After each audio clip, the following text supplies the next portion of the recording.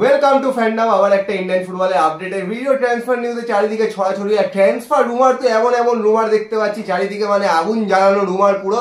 মানে ইস্ট বেঙ্গলকে যার সাথে পাচ্ছে তার সাথে লিঙ্ক করে দেওয়া হচ্ছে, সেগুলো নিয়ে কথাবার্তা বলবো। আর তোমাদের আগে যাই ট্রান্সফার নিউজগুলোর কথা বলেছি, যাদের সাথে কথা হচ্ছে, আরো কিছু নতুন প্লেয়ারকে অ্যাপ্রোচ করেছে, সেগুলো নিয়েও কিন্তু বলবো। কিন্তু সবার আগে যে কথাটা, ফেসবুক আর ইনস্টাগ্রামে ফলো করে নিও, আর ইউটিউবে অবশ্যই সাবস্ক্রাইব করে নিও, তাই রেগুলার কিন্তু ভিডিওগুলো দেখতে হবে, আপডেটেড থাকতে পারবে। তো পুজোর থেকে প্রথমে শুনে নাও। তো প্রথমে বলি আপডেট গুলো তো দেবো, কিন্তু তার আগে বলি একটা ট্রায়ালের আপডেট আমাদের ইনস্টাগ্রাম আর ফেসবুক স্টোরিতে দেওয়া রয়েছে। তো যারা দেখতে চাও অবশ্যই গিয়ে দেখে নাও। 5th ডিভিশনের ট্রায়াল আছে। তো প্রথমে একটুখানি সেকেন্ড ডিভিশন আই লিগের কথা বলে দিই। তো সেকেন্ড ডিভিশন আই লিগ কিন্তু এই মুহূর্তে চলছে, এবং সেখানে ইউনাইটেডের লাস্ট একটা ম্যাচ ছিল 7 তারিখে কিংসের সাথে। সেই ম্যাচটাও কিন্তু ইউনাইটেড হেরে গেছে 1-0 গোলে। আর এই মুহূর্তে যে টেবিল, তাদের 10 ম্যাচে 24 পয়েন্ট নিয়ে কিন্তু টপে রয়েছে স্পোর্টিং ক্লাব দা বেঙ্গালুরু, এবং ইউনাইটেড রয়েছে 7 নম্বরে। 8 টিমের মধ্যে 7 নম্বরে, 10 ম্যাচে 7 পয়েন্ট নিয়ে। তো পারফরমেন্স কিন্তু খুবই খারাপ আপাতত। এছাড়া যারা এর বাকি যে লিগগুলো চলছে সেগুলো তো অবশ্যই বলবো। তার মধ্যে ইউথ লিগ চলছে, সেই লিগগুলো তো তার মধ্যে বলে রাখি, আজকে আমাদের এখানে সেরকম ভাবে কোনো লিগের খেলা নেই।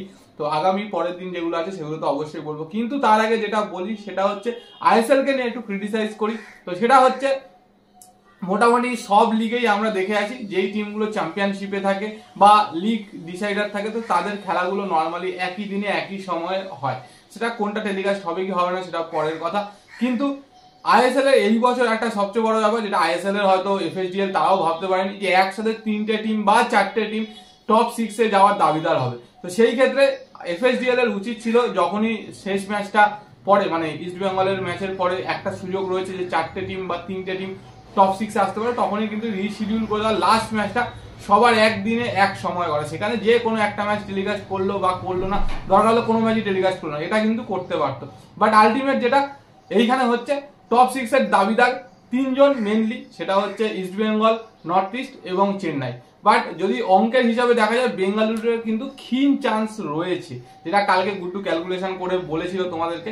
তো সেই জায়গা থেকে ইস্ট বেঙ্গল, নর্থ ইস্ট এবং চেন্নাইয়ের লাস্ট ম্যাচটা উচিত ছিল যে একসাথে একই টাইমে হওয়ার। কিন্তু যেটা দেখা যাচ্ছে, ইস্ট বেঙ্গলের লাস্ট ম্যাচ হচ্ছে 10 তারিখে, চেন্নাইয়ের লাস্ট ম্যাচ হচ্ছে 13 তারিখে, নর্থ ইস্টের লাস্ট ম্যাচ হচ্ছে 14 তারিখে। মানে বুঝতেই পারছো, যদি ইস্ট বেঙ্গলের কালকের ম্যাচটা জিতেও যায়, তাহলেও কিন্তু নর্থ ইস্ট এবং চেন্নাইয়ের দুজনের কিন্তু সেই সুযোগটা থাকবে।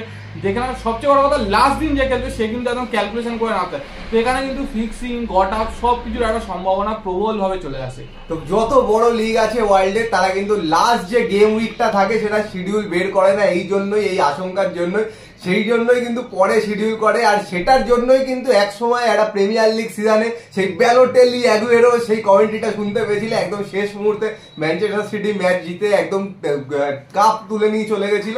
তো সেই জিনিসটাই কিন্তু সব জায়গায় হয়, কিন্তু আইএসএল তো এরকম ভাবেই চলছে। টেলিকাস্টের প্রবলেম, এই প্রবলেম, সেই প্রবলেম, হাজার রকম প্রবলেম আছে, ওই জন্য এক টাইমে হয় না। তো যাই হোক, এখন যে অবস্থা শুনেই নিলে, এদের সবারই কিন্তু এখনো চান্স আছে। আর টপের জন্য কিন্তু ব্যাটেল হচ্ছে। মুম্বাই কিন্তু আগের দিন মুম্বাই একটা কঠিন চ্যালেঞ্জ ছিল, সেটা মুম্বাই যেহেতু জিতে গেছে, মুম্বাই কিন্তু এখন মোহনবাগানের জন্য অপেক্ষা করে আছে যে লাস্ট ম্যাচটা কিন্তু একদম ফাইনাল গেম ডেতে, সেদিনই কিন্তু চ্যাম্পিয়নশিপের ব্যাটেল হবে। আর বলে রাখি, আই লিগে কিন্তু এইটা সেম জিনিসটা রয়েছে। মানে লাস্ট দিন কিন্তু যারা টপ 2 বা টপ 3 এর দাবিদার ছিল, সিন্ধি, মোহামেডান এবং রিয়াল কাশ্মীর, প্রত্যেকের খেলা কিন্তু একই সময়, 13 তারিখ সন্ধ্যে 6টার থেকে। তো এবার চলে আসি বাকি আপডেট গুলোতে। তো তার মধ্যে বলে রাখি যে মোহামেডান স্পোর্টিং তাদের গতবারের মানে আই লিগ জয়ী যে টিম, সেইখানে অনেক বিদেশিকে কিন্তু রিটার্ন করতে চলেছে।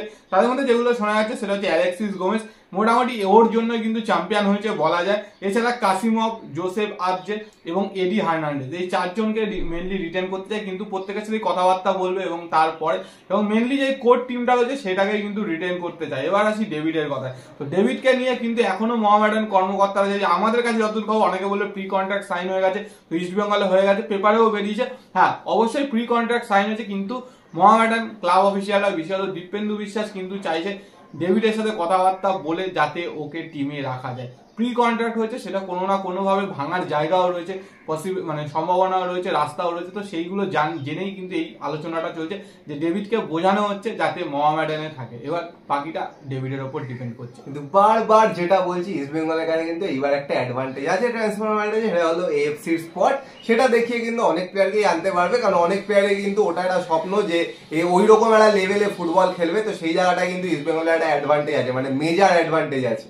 তো এবার বলি বাকি অন্যান্য কথাগুলো। তো তার মধ্যে বলি চেন্নাই এফসিও কিন্তু টিমটা যথেষ্ট শক্তিশালী দল করছে। ডিনলিয়ানাকে কিন্তু সাইন করিয়ে নিয়েছে, এবং তার সাথে বলে রাখি আমাদের কাছে যতদূর খবর শোনা যাচ্ছে কিয়ান নাসরি এবং হামতে এই দুজন নাকি অলমোস্ট ডান হয়ে যাওয়ার পথে চেন্নাই এফসিতে। তো যদি সেই জায়গা থেকে হয় তাহলে কিন্তু দুটো আউটগোয়িং হয়ে যাচ্ছে মোহনবাগান সুপার জায়ান্ট থেকে। তো সেইখানে এই মুহূর্তে যেটা একটা রিউমার বেরিয়েছে, সানান মোহাম্মদকে নাকি জামশেদপুরের থেকে মোহনবাগান চাইছে, যেহেতু দুজন বেরিয়ে যাচ্ছে। কিয়ানের জায়গাটা যদি ফাঁকা হয়ে যায় সেই জায়গায় কিন্তু সানান মোহাম্মদকে ইউজ করতে পারবে। এই সানান মোহাম্মদের কিন্তু 2026 অব্দি কন্ট্রাক্ট রয়েছে। এবং তার সাথে বলে রাখি ইস্ট বেঙ্গল হায়দ্রাবাদের আরো একজন বা দুজন প্লেয়ারের সাথে কিন্তু কথাবার্তা বলছে। যতদূর নাম শোনা যাচ্ছে দুজনের মধ্যেই যে কোনো একজন হতে পারে। সেটা হচ্ছে একটা হচ্ছে অ্যালেক্স সাজি, অনেকদিন আগে বলেছিলাম যে অ্যালেক্স সাজিকে চাইছে, সেই অ্যালেক্স সাজির সাথে কথাবার্তা চলছে। তাহলে কিন্তু রাইট ব্যাক পজিশনটা কিছুটা হলে সিকিউর হয়ে যাবে। এবং আরো একজন শোনা যাচ্ছে, সেটা হচ্ছে মাখান ছোটে। এবার দেখা যাক এই দুজনের মধ্যে কার সার্ভিসটা নিতে পারে। তো দুজনেই কিন্তু যথেষ্ট ভালো প্লেয়ার। এবার দেখা যাক, অনেকেই অ্যাপ্রোচ করে রেখেছে, মিডফিল্ডার, সাইড ব্যাক প্রচুর কিন্তু অ্যাপ্রোচ করে রেখেছে। আগের দিনও তোমাদেরকে বলে দিয়েছি, আরেকজনের কথা তোমাদেরকে বলেছি, বিদেশে গেছে একজন, বিদেশে গিয়ে স্কাউটিং করছে, এখনো স্কাউটিং করে চলেছে এখনো, তারপরে কিন্তু কথাবার্তা বলবে।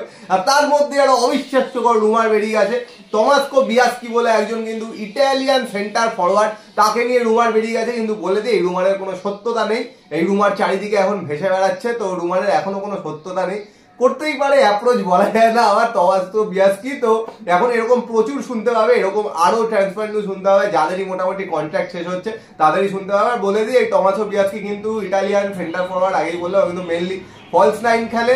আর এই মুহূর্তে সিরি বি তে খেলছে, মানে ইটালিয়ান সেকেন্ড ডিভিশনে কিন্তু খেলছে।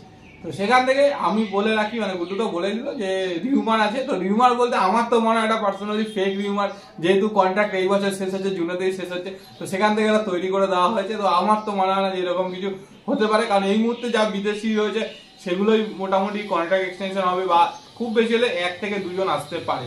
বাট এই যে খুব কঠিন না, আমি আর উচ্চারণ করার কষ্ট করছি না। তো যাই হোক, ও আসবে বলে তো মনে হয় না পুরোপুরি ফেক। বাট বাকি কিছু বিদেশির সাথে কথা বলছে, এটা রিসেন্টলি বলেছিলাম রবসান রবিনো, এবং বাংলাদেশ মিডিয়ারাও দেখছি এটা নিয়ে কিন্তু নিউজ করছে। কিন্তু ওর কাছে দুটো অপশন রয়েছে, একটা হচ্ছে বাংলাদেশের সিটিজেনশিপ হয়েছে, তার জন্য কিন্তু টানা 6 বছর বাংলাদেশের যে কোনো লিগে খেলতে হবে। আর যদি সেটা না চায়, যদি টাকার জন্য চায়, বা যেহেতু ইস্ট বেঙ্গল শোনা যাচ্ছে যে বেশি পরিমাণ টাকা অফার করছে, তো সেই জায়গা থেকে চাইলে ইন্ডিয়াতে কিন্তু আসলেও আসতে পারে। এবার দেখা যাক ওখানে যিনি গেছেন তিনি যদি কাজটা করে আসতে পারেন, যদি একদম মানাতে পারেন, না যদি সবার পছন্দ হয়, কোচের পছন্দ হয়, তবেই কিন্তু আসবে। কিন্তু এই মুহূর্তে প্রচুর ইন্ডিয়ান প্লেয়ারের উপর মেনলি কিন্তু ফোকাস করছে, মানে ইন্ডিয়ান প্লেয়ার কিন্তু যথেষ্ট দরকার, মানে খুবই দরকার। মিডফিল্ডটা পুরোপুরি ফাঁকা বলতে গেলে, একজনের কারো কার্ড হয়ে গেলে একদমই ফাঁকা হয়ে যায়, পরে কিন্তু বেঞ্চ স্ট্রং না। ইয়াং প্লেয়ারদের খেলাচ্ছে, সেটা খুব ভালো জিনিস, কিন্তু চারিপাশের অনেক ইয়াং প্লেয়ারদের কিন্তু অ্যাপ্রোচ করেছে। তোমাদের এই 2-3 দিনে কিন্তু অনেকগুলো নাম বলেছি, সবাইকেই অ্যাপ্রোচ করেছে, চেষ্টা করছে আনার। এবার দেখা যাক কতদূর আনতে পারে।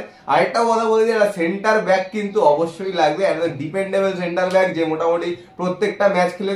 তো সেরকম নামও তোমাদের বলেছি, আস্তে আস্তে দেখা যাক এরপরে কোনো ডেভেলপমেন্ট হলে অবশ্যই আবার বলবো। এখন অব্দি এত দূরই আপডেট। আর তোমাদের কি বক্তব্য কমেন্ট বক্সে কমেন্ট করে জানাও। আর ভিডিওটা পছন্দ হলে লাইক করে দিও, শেয়ার করে দেওয়া, চ্যানেলটা অবশ্যই সাবস্ক্রাইব করে দেওয়া, বেল আইকনটা টিং টং করে দাও রেগুলার নোটিফিকেশন পাওয়ার জন্য। তো চলো এখনের জন্য টাটা।